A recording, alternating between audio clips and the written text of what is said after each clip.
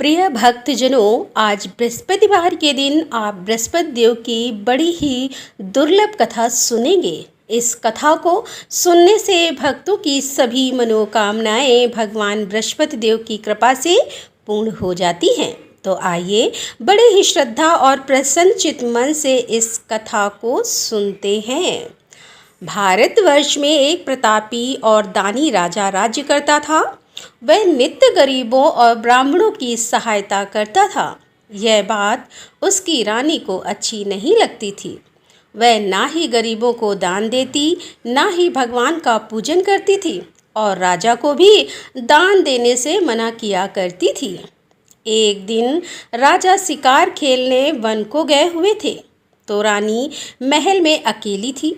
उसी समय बृहस्पति देव साधु के भेष में राजा के महल में भिक्षा लेने के लिए गए और भिक्षा मांगी।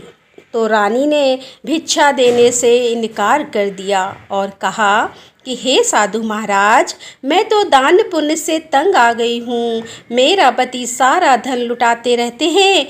मेरी इच्छा है कि हमारा धन नष्ट हो जाए, फिर ना रहेगा बांस, ना बजेगी बांसुरी।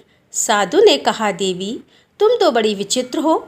धन संतान तो सभी चाहते हैं, पुत्र और लक्ष्मी तो पापी के घर में भी होने चाहिए। यदि तुम्हारे पास अधिक धन है तो भूखों को भोजन दो, प्यासों के लिए प्याऊल बनवाओ, मुसाफिरों के लिए धर्मशालाएं खुलवाओ। जो निर्धन अपनी कुंवारी कन्याओं का विवाह नहीं कर सकते, उनका विवाह करा दो। ऐसे और कई काम हैं जिनके करने से तुम्हारा यश लोक और परलोक में फैलेगा। परंतु रानी पर उपदेश का कोई प्रभाव नहीं पड़ा।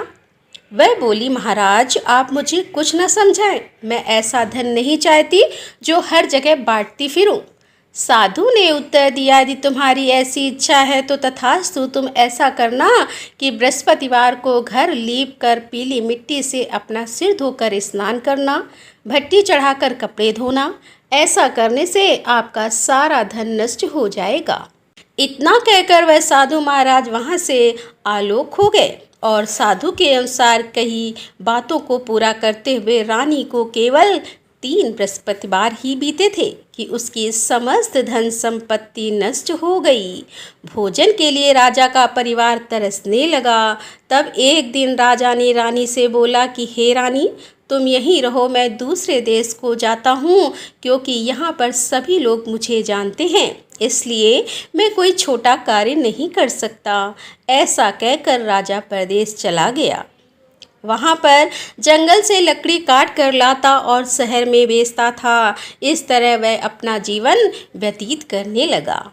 इधर राजा के परदेश जाते ही रानी और दासी दुखी रहने लगी। एक बार जब रानी और दासी को 7 दिन तक बिना भोजन के रहना पड़ा, तो रानी ने अपनी दासी से कहा कि हे दासी, पास ही के नगर में मेरी बहन रहती है, वह बड़ी धनवान है, तो उसके पास जा और कुछ धन ले आ, थोड़ा बहुत गुजर बसर हो सके।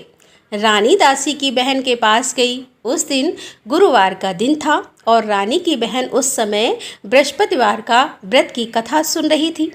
दासी ने रानी की बहन को अपनी रानी का संदेश दिया, लेकिन रानी की बड़ी बहन ने कोई उत्तर नहीं दिया।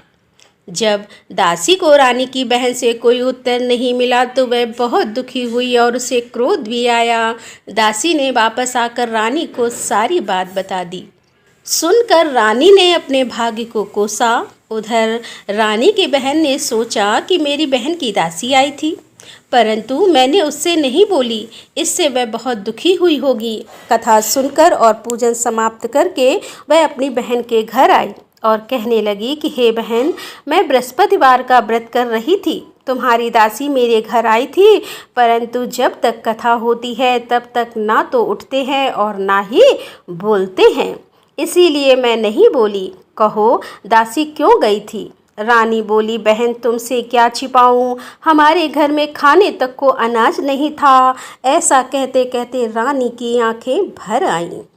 उसने दासी समेत पिछले 7 दिनों से भूखे रहने तक की बात अपनी बहन को विस्तार पूर्वक सुना दी। रानी की बहन बोली, देखो बहन, भगवान बृहस्पति सबकी मनोकामनाओं को पूर्ण करते हैं। देखो शायद तुम्हारे घर में अनाज रखा हो।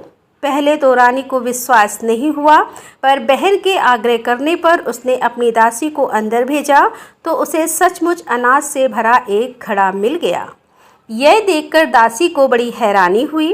दासी रानी से कहने लगी कि हे रानी, जब हमको भोजन नहीं मिलता था तो हम व्रत ही तो करते हैं, इसीलिए क्यों ना इनसे व्रत और कथा की विधि पूछ ली जाए ताकि हम भी व्रत कर सके।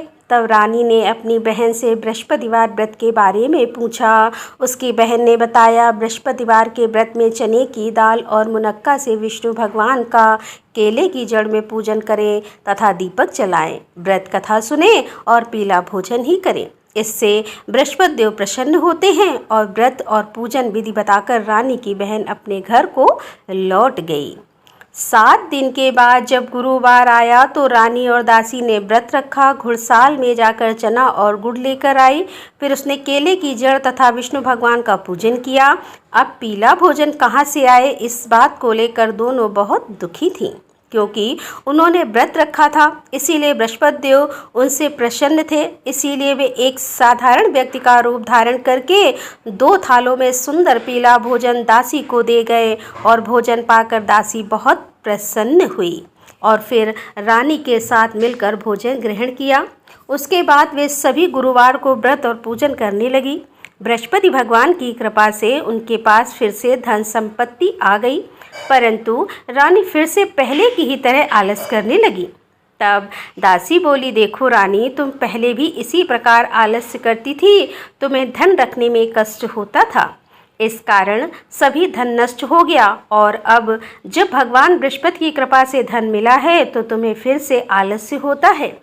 रानी को समझाते हुए दासी कहती है कि बड़ी मुसीबतों के बाद हमने यह धन पाया है, इसीलिए हमें दान पुण्य करना चाहिए, भूखे मनुष्यों को भोजन कराना चाहिए और धन को शुभ कार्यों में खर्च करना चाहिए, जिससे तुम्हारे कुल का यश बढ़ेगा, स्वर्ग की प्राप्ति होगी और पितृ प्रसन्न होंगे। दासी की बात मानकर रानी अपना धन शुभ कार्यों में खर्च करने लगी, जिससे पूरे नगर में उसका यश फैलने लगा। उधर एक दिन राजा दुखी होकर जंगल में एक पेड़ के नीचे आसन जमाकर बैठ गया। वह अपनी दशा को याद करके व्याकुल होने लगा। बृहस्पतिवार का दिन था। एकाएक उसने देखा कि निर्जन वन में एक साधु प्रकट हुए। वह साधु वेश में स्वयं बृहस्पति देवता थे। लकड़हारे के सामने आकर बोले कि हे लकड़हारे, इस सुनसान जंगल में तू इतना चिंता मग्न क्यों बैठा है। लकड़हारे ने दोनों हाथ जोड़कर प्रणाम किया और उत्तर दिया, महात्मा जी, आप सब कुछ जानते हैं, मैं क्या कहूँ। यह कहकर रोने लगा और साधु को अपनी आत्मकथा सुनाई। महात्मा जी ने कहा, तुम्हारी स्त्री ने बृहस्पतिवार के दिन बृहस्पति भगवान का निरादर किया है, जिसके कारण रुष्ट होकर उन्होंने तुम्हारी यह दशा कर दी। अब तुम चिंता को दूर करके मेरे कहने पर चलो, तुम्हारे सब कष्ट दूर हो जाएंगे और भगवान पहले से भी अधिक संपत्ति देंगे। तुम बृहस्पति के दिन कथा किया करो, 2 पैसे के चने मुनक्का लाकर उसका प्रसाद बनाओ और शुद्ध जल से लोटे में शक्कर मिलाकर अमृत तैयार करो और कथा के पश्चात अपने सारे परिवार और सुनने वाले प्रेमियों में अमृत व प्रसाद को बांटकर खुद भी ग्रहण करो। ऐसा करने से भगवान तुम्हारी सब मनोकामनाएं पूरी करेंगे। साधु के ऐसे वचन सुनकर लकड़हारा बोला, हे प्रभु, मुझे लकड़ी बेचकर इतना पैसा नहीं मिलता जिससे भोजन के उपरांत कुछ बचा सकूं। मैंने रात्रि में अपनी स्त्री को व्याकुल देखा। मेरे पास कुछ भी नहीं है जिससे मैं उसकी खबर मंगा सकूं और फिर मैं बृहस्पति देव की क्या कहानी सुनूं। मुझको तो कुछ भी मालूम नहीं। साधु ने कहा कि हे लकड़हारे, तुम किसी बात की चिंता मत करो। बृहस्पतिवार के दिन तुम रोजाना की तरह लकड़ियां लेकर शहर को जाओ। तुमको रोज से दुगना धन प्राप्त होगा, जिससे तुम भली भांति भोजन कर लोगे और बृहस्पति देव की पूजा का सामान भी आ जाएगा। बृहस्पति देव की कथा इस प्रकार है, सुनो। प्राचीन काल में एक ब्राह्मण रहता था। वह बहुत निर्धन था। उसकी कोई संतान नहीं थी। उसकी स्त्री बहुत मलिनता के साथ रहती थी। वह स्नान नहीं करती, किसी देवता का पूजन नहीं करती। इससे ब्राह्मण देवता बड़े दुखी थे। बेचारे बहुत कुछ कहते, किंतु उसका कुछ परिणाम नहीं निकला। भगवान की कृपा से ब्राह्मण की स्त्री के कन्या रूपी रत्न पैदा हुई। कन्या बड़ी होने पर प्रातः स्नान करके विष्णु भगवान का जाप और बृहस्पतिवार का व्रत करने लगी। अपने पूजन पाठ को समाप्त करके विद्यालय जाती तो अपनी मुट्ठी में जौ भर के ले जाती और पाठशाला के मार्ग में डालती जाती। तब ये जौ स्वर्ण के हो जाते तो लौटते समय उनको बीन कर घर ले आती। एक दिन वह बालिका सूप में उस सोने के जौ को फटक कर साफ कर रही थी कि उसके पिता ने देख लिया और कहा कि हे बेटी, सोने की जौ के लिए सोने का सूप होना चाहिए। दूसरे दिन बृहस्पतिवार था। इस कन्या ने व्रत रखा और बृहस्पति देव से प्रार्थना करके कहा कि मैंने आपकी पूजा सच्चे मन से की है तो मेरे लिए सोने का सूप दे दो। बृहस्पति देव ने उसकी प्रार्थना स्वीकार कर ली और रोजाना की तरह वह कन्या जौ फैलाती हुई जाने लगी। जब लौट कर जौ बीन रही तो बृहस्पति देव की कृपा से सोने का सूप मिला। उसे वह घर ले आई और उसमें जौ साफ करने लगी, परंतु उसकी माँ का वही ढंग रहा। एक दिन की बात है कि वह कन्या सोने के सूप में जौ साफ कर रही थी। उसी समय उस शहर का राजपुत्र वहाँ से होकर निकला। इस कन्या के रूप और कार्य को देखकर मोहित हो गया और अपने घर आकर भोजन और जल त्याग कर उदास होकर लेट गया। राजा को इस बात का पता लगा तो अपने प्रधानमंत्री के साथ उसके पास गए और बोले कि हे बेटा, तुम्हें किस बात का कष्ट है? किसी ने तुम्हारा अपमान किया है अथवा और कोई कारण है? हो सके तो मैं वही कार्य करूँगा जिससे तुम्हें प्रसन्नता हो। अपने पिता की राजकुमार ने बातें सुनी तो वह बोला, मुझे आपकी कृपा से किसी बात का कोई दुख नहीं है, किसी ने मेरा अपमान भी नहीं किया है, परंतु मैं उस लड़की से विवाह करना चाहता हूँ जो सोने के सूप में सोने के जौ साफ कर रही थी। यह सुनकर राजा आश्चर्य में पड़ गया और बोला, बेटा, इस तरह की कन्या का पता तुम लगाओ, मैं उसके साथ तेरा विवाह अवश्य करवा दूंगा। राजकुमार ने उस लड़की के घर का पता बताया। तब मंत्री उस लड़की के घर गए और ब्राह्मण देवता को सभी हाल बताया। ब्राह्मण देवता राजकुमार के साथ अपनी कन्या का विवाह करने के लिए तैयार हो गए तथा विधि विधान के अनुसार ब्राह्मण की कन्या का विवाह राजकुमार के साथ हो गया। कन्या के घर से जाते ही पहले की भांति उस ब्राह्मण देवता के घर में गरीबी का निवास हो गया। अब भोजन के लिए भी अन्न बड़ी मुश्किल से मिलता था। एक दिन दुखी होकर ब्राह्मण देवता अपनी पुत्री के पास गए। बेटी ने पिता की दुखी अवस्था को देखा और अपनी माँ का हाल पूछा। तब ब्राह्मण ने भी सभी हाल कहा। कन्या ने बहुत सारा धन देकर अपने पिता को विदा कर दिया। इस तरह ब्राह्मण का कुछ समय सुखपूर्वक व्यतीत हुआ। कुछ दिन के बाद फिर वही हाल हो गया। ब्राह्मण फिर अपनी कन्या के यहाँ गया और सारा हाल कहा तो लड़की बोली कि हे पिताजी, आप माताजी को यहाँ ले आओ, मैं उन्हें विधि बता दूंगी जिससे उनकी गरीबी दूर हो जाए। वह ब्राह्मण देवता अपनी स्त्री को साथ लेकर पहुँचे तो अपनी माँ को समझाने लगी कि हे माँ, तुम प्रातःकाल प्रथम स्नान आदि करके विष्णु भगवान का पूजन करो तो सब दरिद्रता दूर हो जाएगी। परंतु उसकी माँ ने एक भी बात नहीं मानी और प्रातःकाल उठकर अपनी पुत्री के बच्चों की जूठन को खा लिया। इससे उसकी पुत्री को भी बहुत गुस्सा आया। उसने एक रात को एक कोठरी में सारा सामान निकाल दिया और अपनी माँ को उसमें बंद कर दिया। प्रातः उसे निकाला तो स्नान आदि करा के पूजा पाठ करवाया तो उसकी माँ की बुद्धि ठीक हो गई। इसके बाद वह नियम से पूजा पाठ करती और प्रत्येक बृहस्पतिवार को व्रत रखने लगी।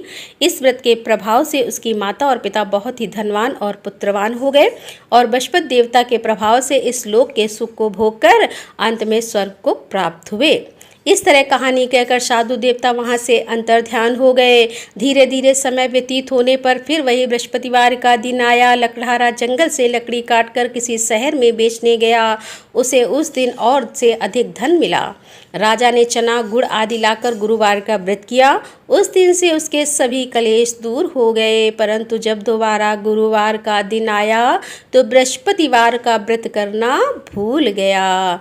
इस कारण बृहस्पति भगवान नाराज हो गए और उस दिन उस नगर के राजा ने विशाल यज्ञ का आयोजन किया था तथा शहर में यह घोषणा करा दी कि कोई भी मनुष्य अपने घर में भोजन ना बनाए, ना आग जलाए, समस्त जनता मेरे यहाँ भोजन करने आए।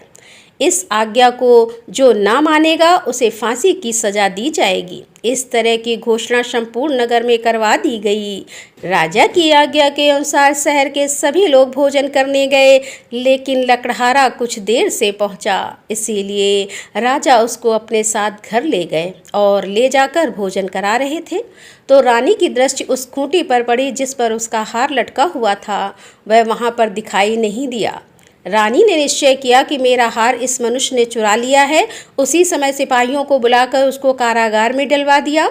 जब लकड़हारा कारागार में पड़ गया और बहुत दुखी होकर विचार करने लगा कि ना जाने कौन से पूर्व जन्म के कर्म से मुझे यह दुख प्राप्त हुआ है, और उसी साधु को याद करने लगा जो कि जंगल में मिला था। उसी समय तत्काल बृहस्पति देव साधु के रूप में प्रकट हुए और उसकी दशा को देखकर कहने लगे, अरे मूर्ख, तूने बृहस्पति देव की कथा नहीं करी, इस कारण तुझे दुख प्राप्त हुआ है। अब चिंता मत कर, बृहस्पतिवार के दिन कारागार के दरवाजे पर 4 पैसे पड़े मिलेंगे। बृहस्पतिवार के दिन कारागार के दरवाजे पर 4 पैसे पड़े मिलेंगे। उससे तू बृहस्पति देव की पूजा करना, तेरे सभी कष्ट दूर हो जाएंगे। बृहस्पतिवार के दिन उसे 4 पैसे मिले। लकड़हारे ने कथा कही। उसी रात को बृहस्पति देव ने उस नगर के राजा को स्वप्न में कहा कि राजा, तुमने जिस आदमी को कारागार में बंद कर दिया है वह निर्दोष है, वह राजा है, उसे छोड़ देना।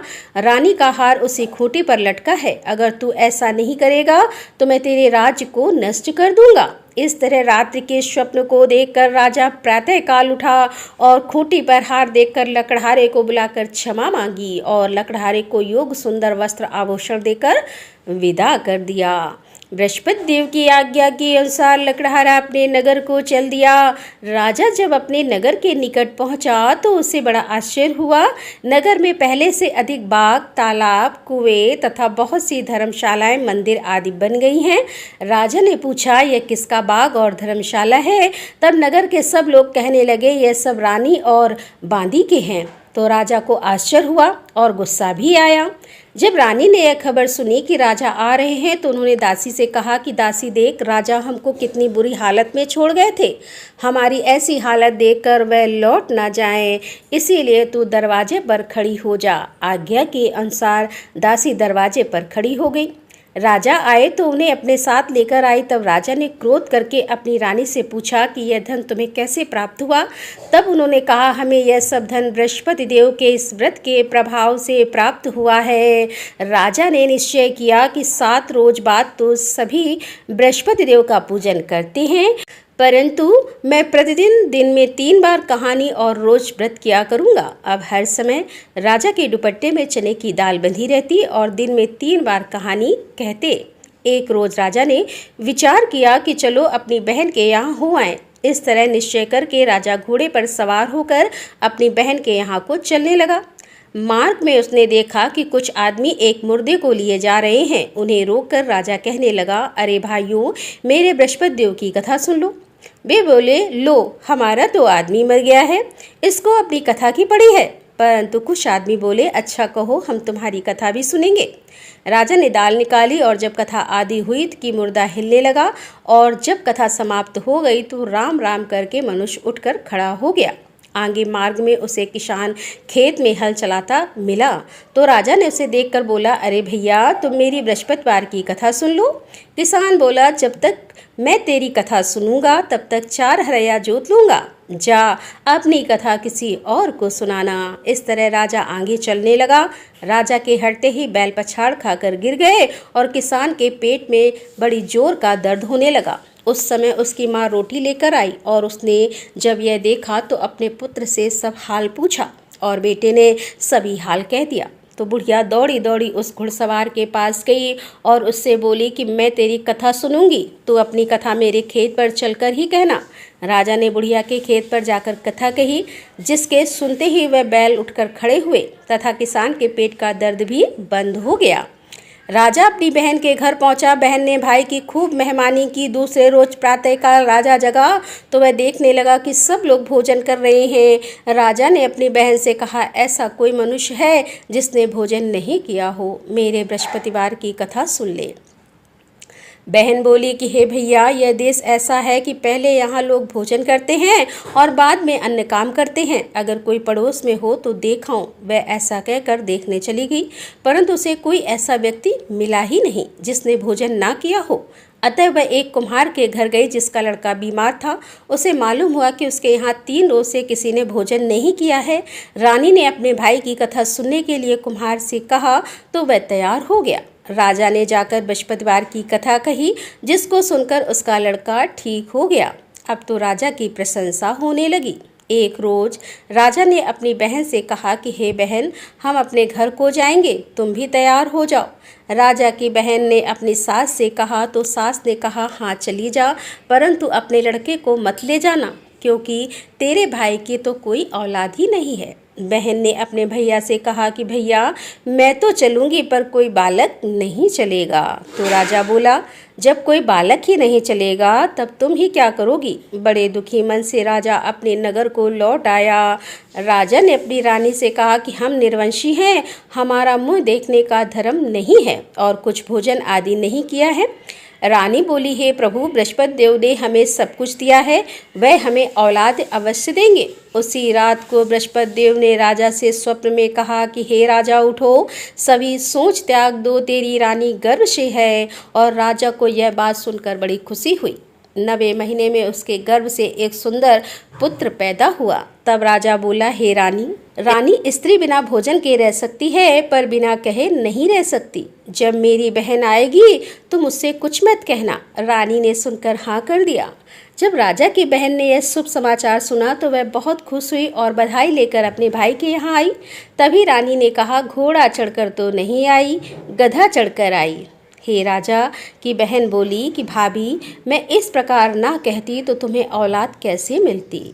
बृहस्पति देव ऐसे ही हैं, जैसी जिसके मन में कामनाएं हैं सभी को पूर्ण करते हैं। जो सद्भावना पूर्वक बृहस्पतिवार का व्रत करता है एवं कथा पढ़ता है अथवा सुनता है और दूसरों को सुनाता है, बृहस्पति देव उनकी सभी मनोकामनाएं पूर्ण करते हैं। बृहस्पति देव उनकी सदैव रक्षा करते हैं। जो संसार में सच्चे हृदय से बृहस्पति देव का पूजन करते हैं उनकी सभी मनोकामनाएं उसी प्रकार पूर्ण होती हैं जैसे राजा और रानी ने बृहस्पति देव की कथा का गुणगान किया। उनकी सभी इच्छाएं बृहस्पति देव ने पूर्ण की। मनुष्य को हृदय से उनका मनन करते हुए जयकारा करना चाहिए। तो प्रेम से बोले बृहस्पति देव की जय, विष्णु भगवान की जय, समस्त देवी देवताओं की जय। अब आप भगवान बृहस्पति देव की आरती श्रवण कीजिए। ओम जय बृहस्पति देवा, स्वामी जय बृहस्पति देवा। छिन छिन भोग लगाऊं, कंदली फल मेवा। ओम जय बृहस्पति देवा। तुम पूर्ण परमात्मा, तुम अंतर्यामी,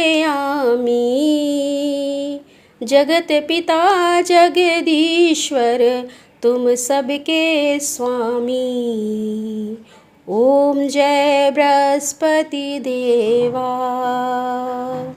चरणामृत निज निर्मल, सब पातक हरता, सकल मनोरथ दायक, कृपा करो भरता। ओम जय बृहस्पति देवा। तन मन धन अर्पण कर, जो जन शरण पड़े, प्रभु प्रकट तब हो करे, आकर द्वार खड़े। ओम जय बृहस्पति देवा। दीन दयाल दयानिधि, भक्तन हितकारी, पाप दोष सब हरता, पाप दोष सब हरता, भवबंधन हारी। ओम जय बृहस्पति देवा। सकल मनोरथ दायक सब संचय तारो, विषय विकार मिटाओ संतन सुखकारी। ओम जय बृहस्पति देवा। जो कोई आरती तेरी प्रेम सहित गावे, चेष्ट निष्ठानंद बंद सो निश्चय ही पावे। ओम जय बृहस्पति देवा।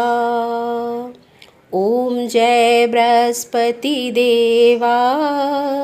स्वामी जय बृहस्पति देवा। प्रेम से बोलिए भगवान बृहस्पति देव की जय। बोलिए भगवान श्री लक्ष्मी नारायण की जय। आपको आज की कथा पसंद आए, आरती पसंद आए तो वीडियो को लाइक कीजिएगा, शेयर कीजिएगा और कमेंट में भगवान बृहस्पति देव जी की जय लिखिएगा और चैनल को भी सब्सक्राइब कीजिएगा। तो प्रेम से बोलिए बृहस्पति देव की जय।